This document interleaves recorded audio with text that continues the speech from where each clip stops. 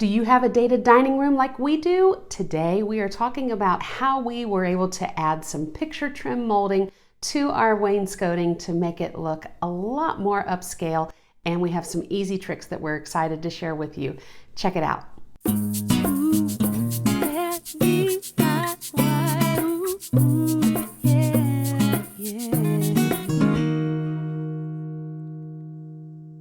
So for the trim install, we chose a very simple picture frame molding to go around the room, and decided that she would do all the math to figure out how many squares to do. I don't know what that's officially called. I call it the wainscoting. Yeah.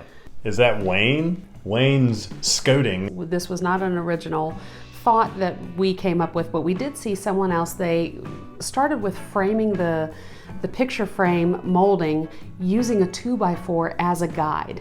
So they would place the 2x4 along the baseboard and also under the chair rail molding. And from the corners, if you're in a corner where the wall meets, put the 2x4 there, and you can get the exact square centered. If you have a series where there's multiple picture frame squares going down, or rectangles, you put the 2x4 in between them and measure them all down the way. If it was a small section of a wall, like in between our windows, we just used the 2x4 to measure the distance of the actual rectangle. So they're all different shapes and sizes, with the exception of the large wall. As you look around your room, it all looks very cohesive and nice. Right. So it's kind of an eyeball thing, and then you use the 2x4 to get a standard placement, and then that way it's all even across the room, at least in the tops. So it's a very handy tip for you. And another thing to factor in are the outlets. So on our large wall we have 2 outlets, and our original measurement, the One molding, of the sides would have cut through the outlet, so we knew we had to either shorten it or widen it, and so our choice was to widen it. So the first thing to do is measure the length of your wall from corner to corner. Write that measurement down, and then decide how many squares you're going to have. And in our case it was 4 squares, and so you have to subtract that 2x4 measurement from the length of the wall. We were having 4 squares, so that's 1, 2, 3, 4, so 4 sticks. So I basically added all that together. It's actually 5. No, it's 4. Right? 1, 2, 3, 4, 5. So with 4 boxes, you're going to have 5 measurements of 2x4 across the wall. Right. So you multiply 5 by the width of the 2x4, which is 3.5. Then we subtracted that from the width of the entire wall. So I just divided the remaining number from the wall measurement that you had already taken away from the 2x4 measurements. Divide that by 4. And then you have what each square perfectly. It still doesn't make sense to me, but it worked out perfectly. I'm gonna have to rewatch this video. And Well, and I hate math. I don't understand math, and I don't even think I'm explaining it correctly. So there you go. Here's one thing to know. Give us a call at 1-800 we don't know what we're talking about. Just kidding. This is the easy, cheaty DIYer's guide that we hope helped you out, because this is what we were able to find. You kind of think as you go. Yeah. And here's the great thing. You can make small mistakes. And besides, caulk is your best friend. So when you get those little gaps, that's okay. That'll cover it all up. That's right. Okay, so we decided on mitered corners.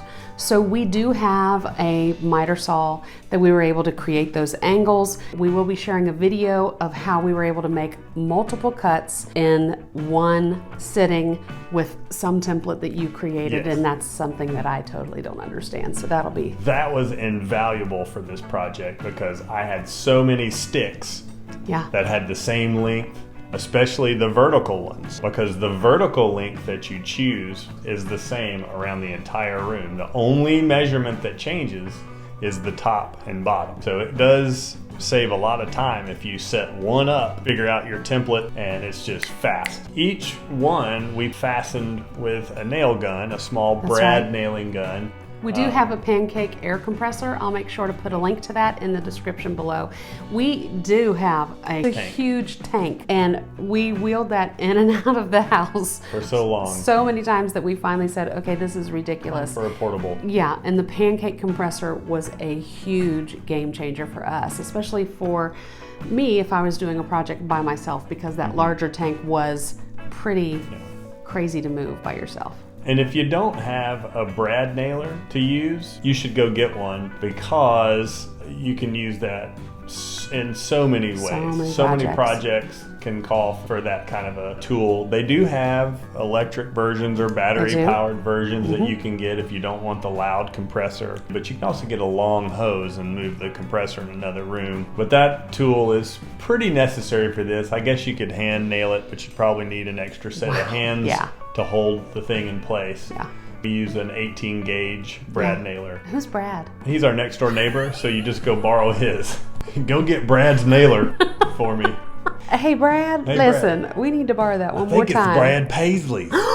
Wayne and Brad are friends. But once you nail your trim pieces up, the picture molding, and you get the caulk in there where you've made little tiny errors and everything, and the nail holes are plugged, once you put a coat of paint over all of that, it just pops, it looks beautiful, and you'll be proud of your work. We went with a satin sheen for the lower half of the wainscoting as well as for the crown molding, and just after 2 coats we were ready to start on the walls. So that is what is going to be coming up soon, so you won't want to miss this incredible finish that is so easy to do yourself.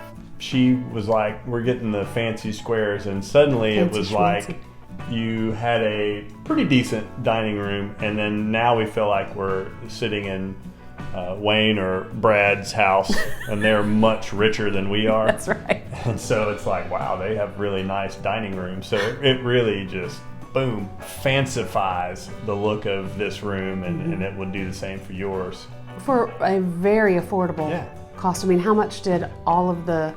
Just under $8 per 8-foot stick. And in fact, we bought too much, and we got to take some back. So I think we'll probably maybe $50. We were able to update the wainscoting. So the last element that we did add were some outlet covers, because we started to put those outlets back onto the wall. The white plates that surrounded the outlets were really, really ugly. I didn't know that they make paintable outlet covers, and so we made sure to paint those. Now, I do wish I would have prepped them a little bit differently. Maybe there's a handy tip out there for you to prep a little bit more, give it a little extra scuff or something, because while it looks perfect and it really blends and you hardly see the outlets, because even just installing them back in, just even my fingernail scraped a little bit of the paint off. You could imagine plugging and unplugging things it might scrape it over time, but I think worth it all in all, being that most of these outlets we don't even use. No. Well, and the other thing is I painted them using a brush. I wish I would have used a foam roller, because the foam roller has a tendency to allow the paint to lay flat. If you get really close, you can see the brush marks, but even not from here. No. They look great, and so they're a good addition for sure. Very, very much worth it. Literally the best outlets in the world. In the world. We hope you enjoyed this video. If you have any questions, be sure to leave us a comment below. We love hearing from you. I will also share a full tutorial post with all the details over on our website, so you can check that out at notinggrace.com.